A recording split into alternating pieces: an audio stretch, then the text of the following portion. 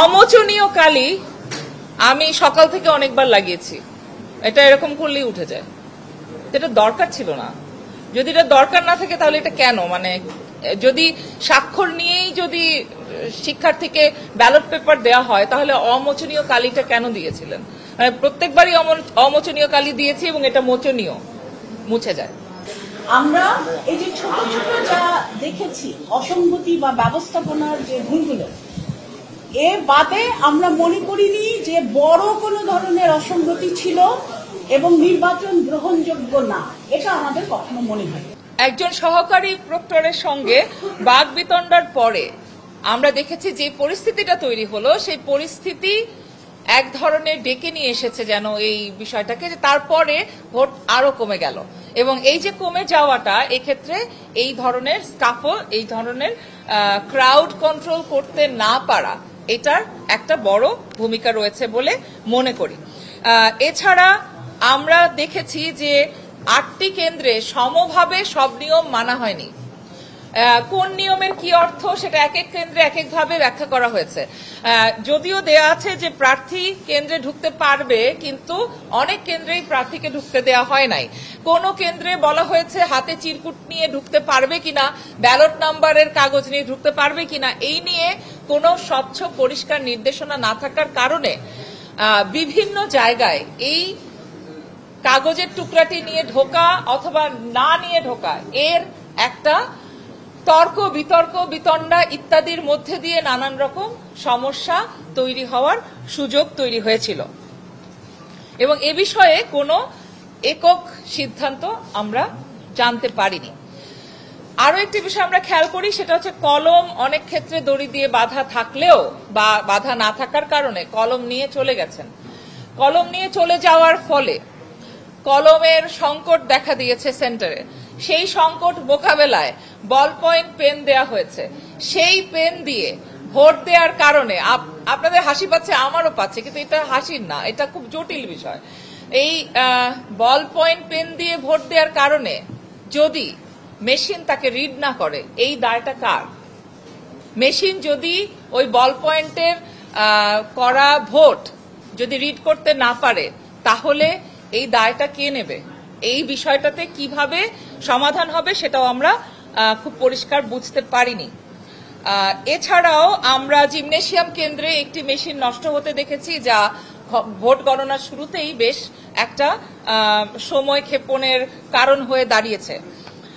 এছাড়াও আমরা পুরো নির্বাচন ব্যবস্থাটিতেই যথেষ্ট জনবল নিয়োজিত দেখতে পাইনি।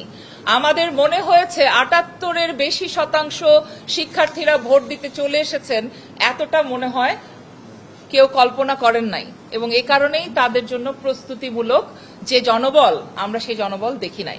এবং এই বিশাল ক্রাউড হ্যান্ডেল করার মতো যথেষ্ট জনবল না থাকার কারণেই প্রত্যেকটা ক্ষেত্রেই কিন্তু সবকিছু ধীর লয়ের হতে শুরু করে, কারণ কয়েকজন মানুষের উপরে অনেক মানুষ সামলানোর বিশাল চাপ তৈরি হয়েছে। এছাড়াও নিযুক্ত যে কর্মকর্তা কর্মচারীরা আছেন, এমনকি শৃঙ্খলার দায়িত্বেও যারা আছেন, তাদেরও একটি কোনো একীভূত নির্দেশনা দেওয়া হয়েছে এরকম মনে হয়নি, কারণ এক একজন এক এক রকম ভাবে পরিস্থিতি হ্যান্ডেল করছেন এবং মনে হয়েছে যে এই ক্রাউড সামলানোর কোনো ধরনের প্রস্তুতি তাদের ছিল না এবং সম্ভাব্য সমস্যা উদ্ভূত হলে এটা কিভাবে সামাল দিবেন সেটার কোনো ট্রেনিং তাদের দেওয়া হয় নাই। ভাগ্য ভালো যে 4টা পর্যন্ত সেরকম বড় কোনো সমস্যা উদ্ভব ঘটে নাই, কিন্তু উদ্ভব ঘটলে সামাল দেওয়ার মতো যথেষ্ট জনবল ছিল না। শিয়া বাটার ও ভিটামিনে সমৃদ্ধ লিলি বিউটি সোপ, তারুণ্যময় উজ্জ্বল ত্বকের জন্য। রিমার্ক। এছাড়া মেয়েদের হলের ভোট কেন্দ্রগুলোতে যে বিষয়টি দেখা গেছে সেটি হচ্ছে ব্যাগ রাখার কোনো জায়গা ছিল না।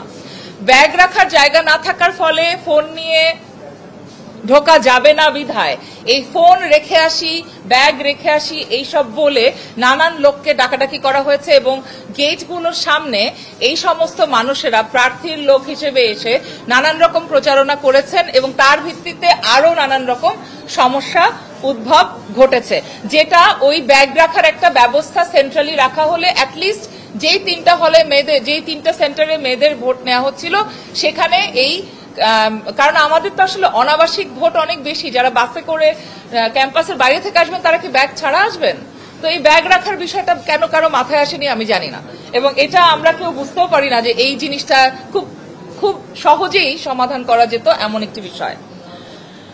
তাছাড়া দেখা গেছে ব্যাগ পাহারা দেওয়ার অজুহাতে নির্বাচনী প্রচারণা হচ্ছে, লিফলেট দেওয়া হচ্ছে ইত্যাদি ইত্যাদি। এছাড়া প্রচুর গুজব আমরা শুনেছি। তাছাড়াও আমরা দেখেছি যে বেশ কয়েকটি কেন্দ্রে স্ক্রিন বন্ধ হয়ে গেছে, কোথাও কোথাও স্ক্রিন দেরিতে অন হয়েছে ইত্যাদি। এই সমস্ত বিষয় আমলে নিয়ে আমাদের মনে হয়েছে যে যে অব্যবস্থাপনাগুলো হয়েছে সে অব্যবস্থাপনাগুলো যদি না হতো তাহলে আমরা আরো ট্রাস্ট নিয়ে, আরো বিশ্বাস আস্থা নিয়ে এই নির্বাচনটার বিষয়ে বলতে পারতাম। কিন্তু আমাদের শিক্ষার্থীরা যে অভূতপূর্ব সংখ্যায় হাজির হয়েছেন সেই জন্য তাদেরকে অবশ্যই বিশ্ববিদ্যালয়ের শিক্ষক নেটওয়ার্কের প্রত্যেক সদস্যের পক্ষ থেকে আমরা অভিনন্দন জানাই।